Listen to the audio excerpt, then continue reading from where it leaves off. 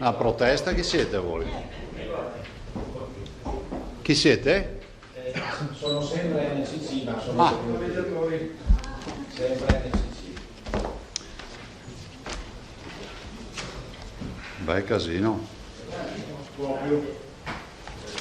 Comunque ho scritto ai due ministri anche ultimamente ieri, fra l'altro non ho neanche detto forse, ho scritto al ministro Micheli e al ministro De Micheli, scusate, e al ministro Patuanelli, proprio per questa vicenda dei noleggi con conducente, dei taxi, degli autobus privati, perché sono sostanzialmente in un limbo, diciamo, nel quale il governo ancora non ha espresso, diciamo, elaborato soluzioni, e quindi la modalità anche di pensare a una categoria che fra l'altro è indispensabile. Pensate solo per il turismo, cosa vale questa categoria per noi, e per la quale insomma non si parla tanto di aiuti. Fra l'altro ne avevo parlato anche con Bonomo di questa partita qui, di Confartigianato. C'è la lettera, dopo ve la faccio vedere, ragazzi, magari Federico, se te che la lettera. Ecco, grazie e buongiorno a tutti. Siamo puntuali, no? Perfetti. Grazie di essere qui. Un saluto quindi anche, oltre che ai giornalisti, agli operatori degli NCC, taxi, autobus, insomma tutti il trasporto privato, e un saluto anche a tutti coloro che ci vedono in diretta. Il bollettino: 162.098 tamponi. Pensate, sono 11.850 quelli processati ieri, nelle ultime 24 ore. I positivi, le persone positive, sono 19.191. Vedete che questo numero ormai è quasi cristallizzato, sono 4 in più. C'è da dire una cosa, che sui positivi accade spesso che alcuni siano delle ripositivizzazioni, pazienti che abbiamo. Ormai la ricerca del positivo sul territorio in questa fase, lo capite da soli, che su 11.850 tamponi 4 positivi dà una dimensione di quanto bassa sia l'incidenza dei contagi, abbondantemente sotto l'1 per 1000, abbondantemente sotto lo 0,5 per 1000. Le persone in isolamento sono 858, sono meno 162 anche nelle ultime 24 ore.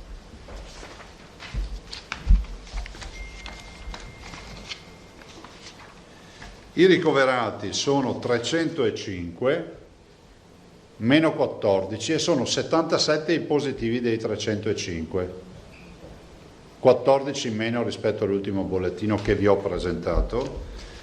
Terapia intensiva, eccola qui, non abbiamo più malati Covid in terapia intensiva, 0. Quindi abbiamo 15 persone in terapia intensiva che sono gestibilissime all'interno di qualsiasi terapia intensiva. Quindi con oggi, fino in questo istante, magari dopo arriva un pullman di ammalati, però dico, fino a questo istante possiamo dire che con questo bollettino si cala il sipario sulla vicenda terapie intensive Covid. Non esistono più. Esistono solo 15 pazienti ex coronavirus che oggi si sono negativizzati. Voi avete sentito anche il dottor Rosi ieri che vi parlava delle terapie intensive e anche della difficoltà della gestione del paziente coronavirus all'interno di altre terapie intensive. Vi ricordo che le terapie intensive di base fondamentalmente piene che noi avevamo, ve lo diceva anche il dottor Rosi, erano 464, quelle di base, e avevamo sempre i 20-30 posti liberi per la traumatologia, per i trapianti o quant'altro.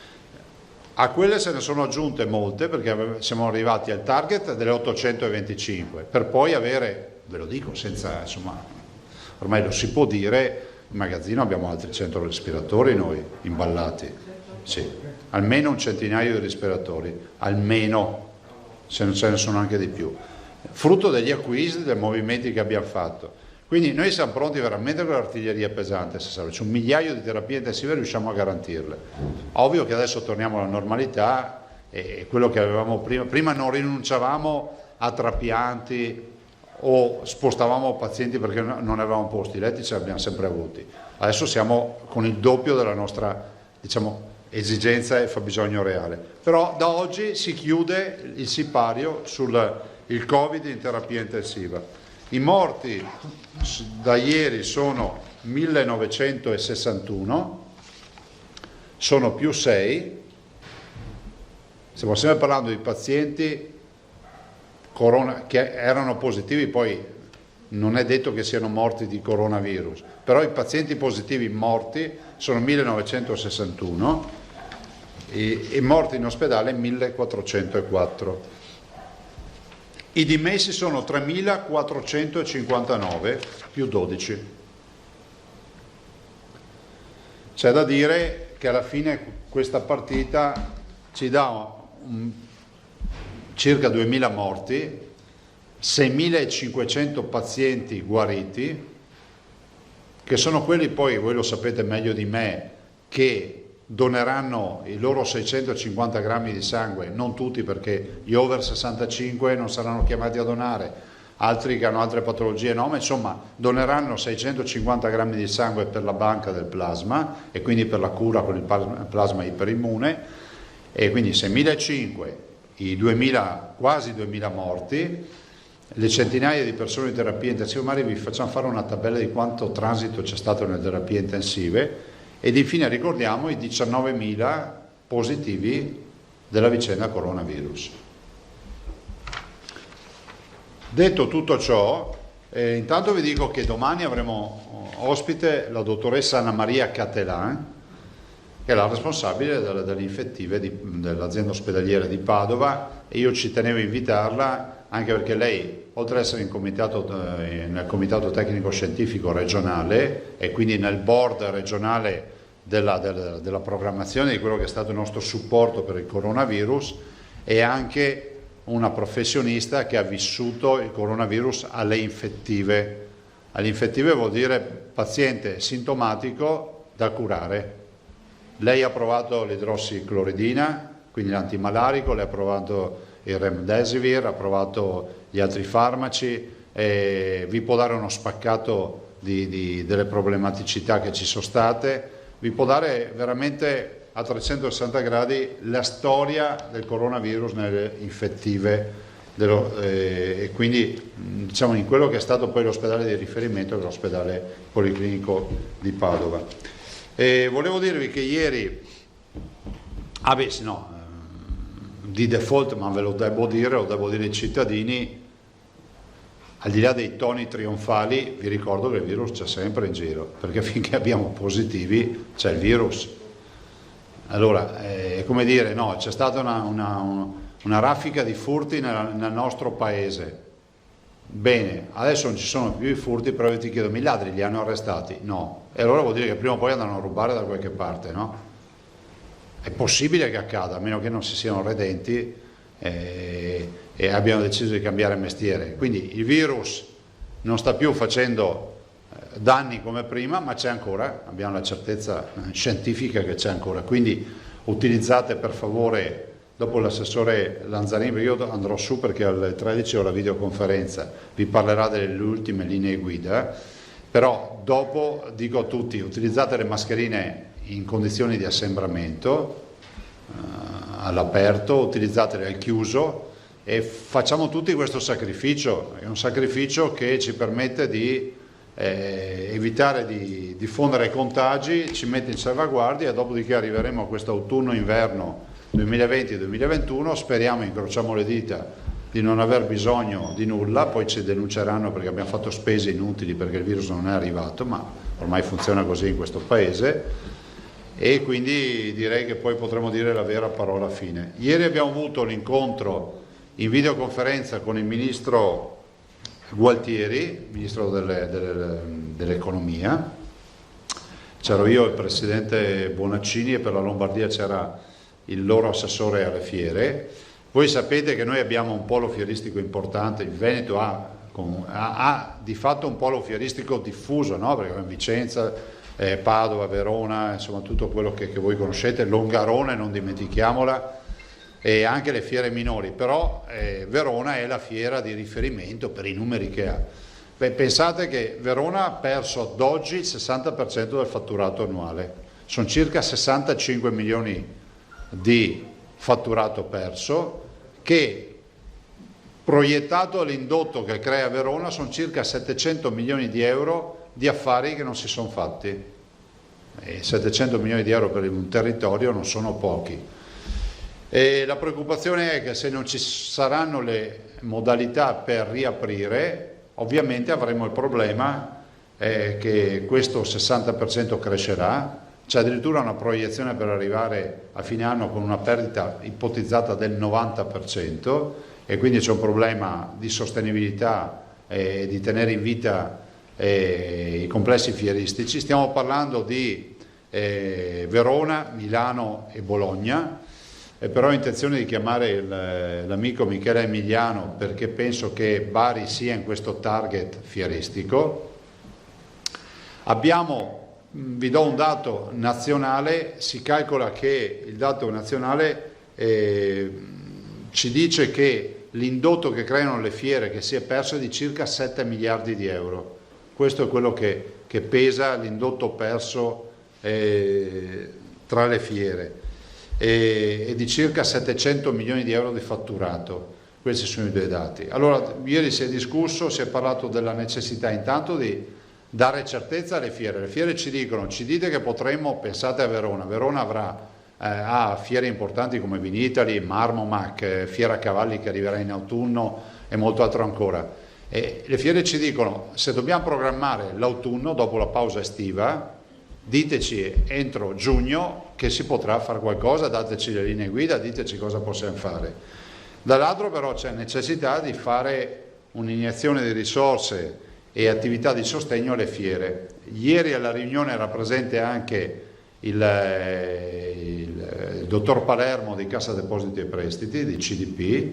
Il Ministro ha convenuto sul fatto che un intervento debba essere fatto, e con il collega Bonaccini siamo rimasti d'accordo di stilare una sorta di lista della spesa e di progettualità, e dopodiché ripresentarla al Ministro, coinvolgendo a quel punto anche i sistemi fieristici. Lo dico a quel punto perché ieri era una prima riunione di natura, diciamo, di coordinamento, definiamola così, cercando di buttare giù quello che potrebbe essere poi una sorta di business plan, di piano industriale per le fiere. Certo è che il tema Cassa Depositi e Prestiti è fondamentale in questa partita. Non ho altro da aggiungere su questo. Adesso ci siamo riaggiornati con la redazione del piano che noi già stiamo scrivendo, quindi nel giro di un paio di giorni avremo il piano, lo condividiamo con i colleghi e lo presenteremo a livello nazionale. Passerei, guardate, vi faccio vedere, visto che cioè i bimbi che premono perché dicono che non hanno più i loro disegni, ne ho raccolti un po' al volo. E ringraziamo Flavia di 10 anni di Arcade, eccola qui, e ci ha dato questo disegno. E voi non sapete i bimbi quanto scrivono per i disegni, e io spero di riuscire a mettere in piedi questa mostra per dar soddisfazione a questi bimbi. Ecco, questa è Vittoria Viotto di 6 anni, di San Donà di Piave. Poi abbiamo Mattia Schiavon di 8 anni, eccolo qui, di Padova. Ringraziamo anche Mattia, faccio veloce però ci tenevo. Giada Dussin di 10 anni, di Villorba. Cos'è? E poi ci sono questi due fratellini, Sofia e Martina Esposti, eccoli qua. Li ringrazio, ci hanno scritto una bella lettera queste due sorelline, e facciamo anche gli auguri alla loro mamma. E poi c'è una bimba che si chiama Chiara Zanon, 10 anni, ci ha mandato questo disegno, poi ci ha mandato la borraccia perché lei corre in bicicletta, e poi mi ha detto apri la borraccia, e ci ha messo 20 euro dentro la borraccia. E quindi ringraziamo anche Chiara Zanon.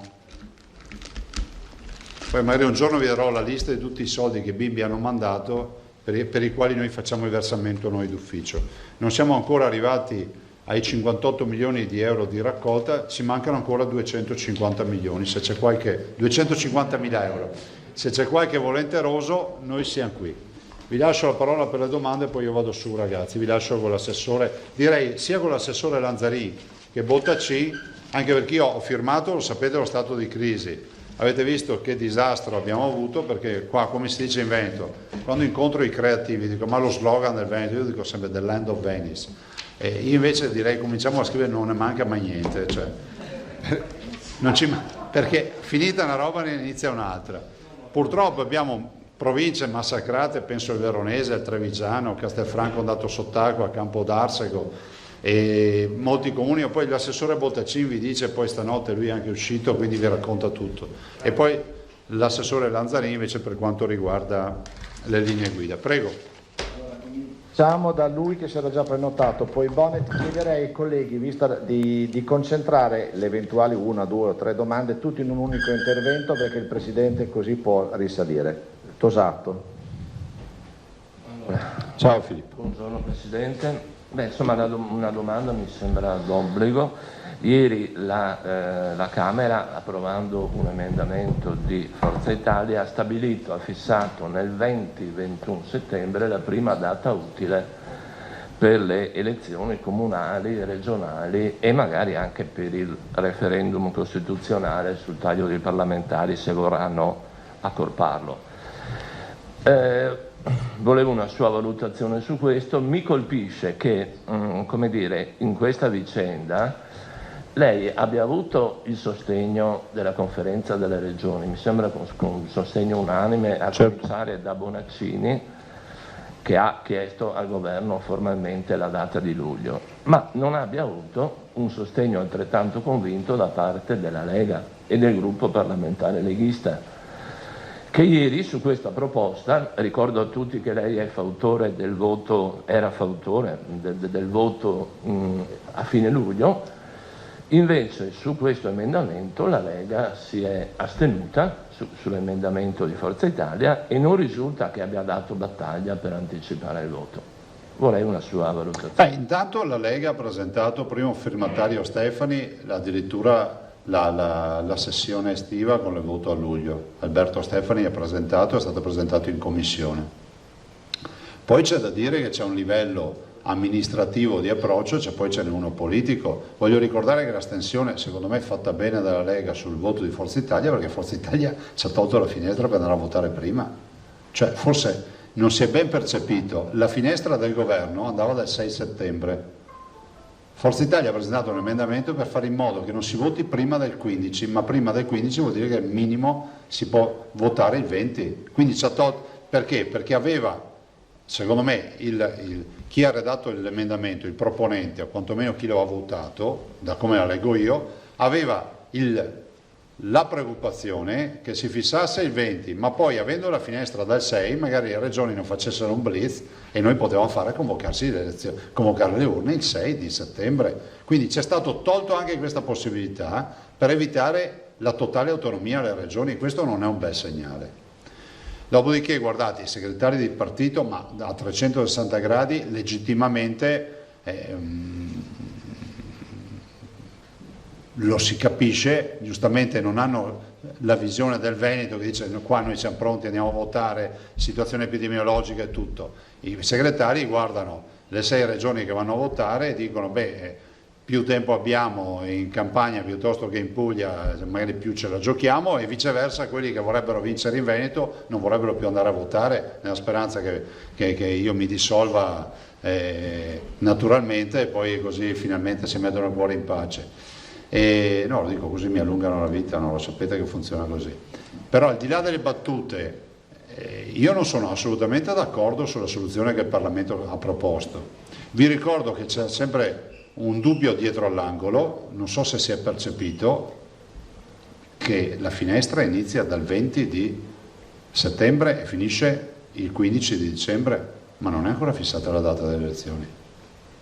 Quindi vorrei ricordare che allora, se Forza Italia mi ha evitato sapientemente di convocarle il 6 o il 13, perché la finestra iniziava dal 6 settembre al 15 dicembre, e gli ha detto non prima del 15 settembre, quindi la finestra va dal 15 settembre al 15 dicembre. Il 15 settembre non è sabato e domenica, non è domenica, e quindi è il 20, e quindi la finestra tecnicamente va dal 20 di settembre al 15 dicembre o la domenica che arriva prima del 15. Voi capite che adesso chi fisserà indirà le elezioni in election day dovrà fare un decreto per indirle. Ad oggi io non so se ci confermano la prima data utile che è il 20, e comunque, come ha detto ovviamente la conferenza delle regioni, fare le elezioni al 20, io vi giro la domanda che mi pongo personalmente: apriamo le scuole prima del 20 per richiuderle una settimana? Le apro dopo il 20 per aprirle a ottobre, dopo 6 mesi di chiusura delle scuole? Cioè è un mega pasticcio fare così tardi le elezioni. Se noi le facevamo a luglio non c'era nessun problema, se le facevamo il 6 di settembre, ok, a me non andava bene ma non c'era un problema per le scuole, ma neanche il 13, ma il 20 vuol dire chiudere le scuole per un'altra settimana. Vi ricordo che c'è il tema della sanificazione di tutto questo, a meno che non decidano di fare le elezioni, di mettere i seggi nelle palestre, in altri luoghi, nei capannoni, nelle fiere. Non lo so, non so, visto che tutti le città hanno una palestra, hanno qualcosa, magari decideranno di fare delle robe, non so, nei centri parrocchiali faremo una roba coi tendoni, ma le scuole verranno chiuse una settimana, dopo un'apertura che sarà un'apertura, diciamo, lampo di una settimana, male che vada, perché prima non le possiamo aprire le scuole, se no poi ci salta tutta la programmazione.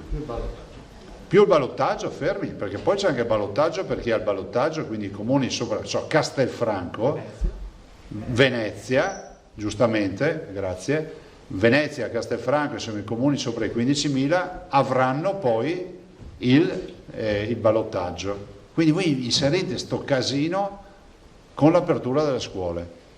A me non sembra una gran programmazione, a me sembra un pasticcio dettato non dalla fretta ma dalla volontà di non andare a votare. È semplice. A me non sembra normale che a luglio avremo le spiagge piene, tutto che funziona, teatri aperti, cinema aperti, discoteche aperti, ristoranti aperti, tutto aperto, e ci dicono che non possiamo andare a votare. Interessante sta roba. Comunque, la domanda quindi che faccio pubblicamente è questa: quando si andrà a votare? Qualcuno ce lo vuol dire? Ma magari non sottosegretario o altre robe, ce lo dica magari direttamente il Presidente del Consiglio, perché abbiamo già visto le dichiarazioni dei sottosegretari quanto durano, qualche ora. Vabbè, le abbiamo viste ultimamente, no?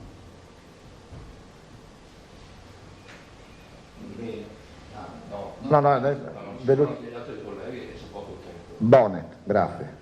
Sì, Presidente, sappiamo che c'è stata convocata una conferenza dei presidenti urgente, no? Stamattina, Sì. su che cosa? Ma guarda, probabilmente parleremo di linee guida. Vi dirò una cosa la cosa che io dirò. Penso che le linee guida allora debbano accompagnarci ancora per un po', no? Cioè, poi è inevitabile che le linee guida spariranno. Cioè, non è che uno può andare avanti una vita con la linea guida sui trasporti piuttosto che su altre robe. Però è pur vero che dovranno essere modificate. Le linee guida di un mese fa non sono più quelle di oggi, con i numeri di oggi. Mi scriveva stamattina una violinista, penso suoni la Fenice, se non ho capito male, comunque fa musica classica, mi dice: guardi, noi con questa storia del plex, dei teatri, queste storie, non riusciamo a lavorare, cioè bisogna che qualcuno capisca, anche come abbiamo detto per i bimbi, che ci vuole anche un'evoluzione delle linee guida, e penso che abbia ragione. Quindi si pone questa questione, e poi per me resta in piedi anche la questione dei centri estivi dei 0-3 anni, che ancora a tutt'oggi sui quali il governo non si è espresso. Su questo se posso Prego. una cosa, cioè, c'è anche il problema che si è bloccata l'erogazione del bonus babysitter ai centri estivi, quindi i centri estivi sono partiti, ma le famiglie, molti hanno alzato i prezzi per rispettare le regole, molti non riescono a mandarli perché, come era successo con la CIG, all'INPS si è intricato tutto. Sì, guarda, so che il dottor Pone segue questa conferenza, noi abbiamo un ottimo rapporto col direttore dell'INPS regionale e penso che sulla cassa integrazione abbiamo fatto bella figura perché pur non essendo la nostra competenza, ma le pratiche sono state tutte evase, è stata la prima regione d'Italia. E cogliamo questo appello delle famiglie che tu riproponi rispetto al fatto del bonus babysitter e del tema dei centri estivi. C'è anche qualcuno che ha usufruito, magari ha avuto un caso di 2 giorni di congedo parentale, poi chiedono di recuperare il resto per i centri estivi e poi ne viene fuori che non viene riconosciuto. Qui ci vorrebbe un po' più di elasticità per dare una mano alle famiglie. Chi ha delle domande? Posso io velocemente? Emiliano? Presidente, buongiorno. Ciao. Sui poli fieristici, ma aprire magari in via del tutto eccezionale soltanto agli addetti ai lavori, quindi professionisti del settore, potrebbe essere una soluzione in modo da comunque non tenere chiuso, cercare quindi di dare un po' di ossigeno. E poi non capisco, mi perdoni, perché si apre e stiamo aprendo tutto, sono ampi spazi, sono capannoni infiniti, si parlava appunto, lo diceva lei, del voto magari all'interno di un palazzetto sportivo, piuttosto che cosa precluda ancora questi poli, insomma, economici importanti per le varie città. Grazie.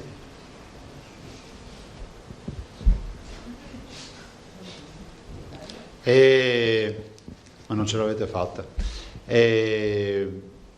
Allora, sulle fiere io penso che la miglior soluzione sia quella di farle riaprire. Ovviamente ci sono linee guida, le possiamo fare anche per le fiere, non è che perché la fiera ha masse di persone non si riesce a fare le linee guida, perché ormai la gestione la si fa un po' dappertutto. Guardate, se ci pensate, per assurdo, i ristoranti lo considero la condizione peggiore nell'applicazione, nell'aver fatto le linee guida, e quindi se ci siamo riusciti col ristorante possiamo riuscirci con tutto. E il tema è questo, è un tema importante. Però pensare, per carità, c'è qualche fiera che magari può anche decidere vado a contingentare gli ingressi, gli elimino il pubblico e faccio il B2B, no? Cioè faccio business to business, e quindi tra operatori esistono le fiere come queste, però comunque c'è assembramento, per cui vale la pena di fare una regola che valga per tutti e poi si riesce a combinare, ma secondo me ne veniamo fuori.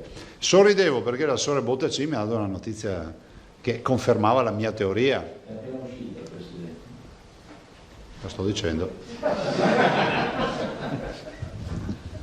Dicevo, è appena uscita. Vi ricordate come dicevo? I greci, una faccia, una razza, cioè, sono fratelli, no? Hanno detto no all'Italia, dopo abbiamo rotto le palle, hanno detto no a alcune regioni, poi abbiamo rotto le scatole e hanno detto no solo fino a luglio, hanno tolto il divieto, l'Italia può andare in Grecia e viceversa.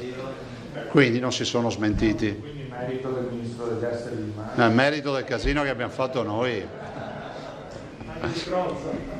Ma nel senso che adesso, al di là delle battute, se siamo arrivati a una soluzione, la dimostrazione è che se c'era un problema c'era una soluzione. Se il problema è durato un po' di più è perché nessuno l'ha risolto, o no? Quante volte abbiamo detto, guardate, ci rifiutiamo di pensare, di immaginare che i greci, che sono dei fratelli vicini di casa, la nostra storia si compenetra con loro. Cioè, pensate alla Repubblica Veneta, ve l'ho già detto, anche Crozza si è accorto che i trattati sono in Veneto. Ma è la verità. Andate all'Archivio di Stato di Atene, trovate, ragionateci sopra. Sì, ma lo dico proprio così spesso, no? Ah sì. E pensate che lì trovate proprio i trattati, la lingua della diplomazia del Mediterraneo. Ci sono dei trattati tra i russi e i greci scritti in Veneto. Allora, io mi rifiuto di pensare che possa esserci un ostracismo nei nostri confronti, no? L'ostracon, no? E infatti i greci non si sono smentiti, hanno riconfermato l'amicizia che hanno con il nostro popolo, e questo è un bel segnale. Se invece sta roba si è protratta per qualche settimana è perché qualcuno non si è mai interessato, no? Semplice. Pensateci sopra. Presidente Fiere, e qui la delegazione dei conducenti NCC, ma oltre a chiedere al governo, voi avete già preparato un piano di intervento regionale? È possibile ipotizzare anche un intervento da parte della Regione Veneto, come hanno fatto ad esempio la Campania, la Lombardia, altre regioni? Se guarda, la campagna dà anche contributi a fondo perduto da un sacco di roba, però vorrei ricordarvi che noi non applichiamo le tasse in questa regione. Cioè gli stessi operatori non pagano l'addizionale IRPEF, non pagano altre tasse regionali per un ammontare di 1.179 milioni di euro all'anno. È da 10 anni che non si pagano tasse regionali. Detto questo, l'assessore Marcato ha predisposto nel suo piano anche l'aiuto a queste imprese. Ovviamente è ovvio, anche queste sono imprese per cui hanno possibilità di accedervi.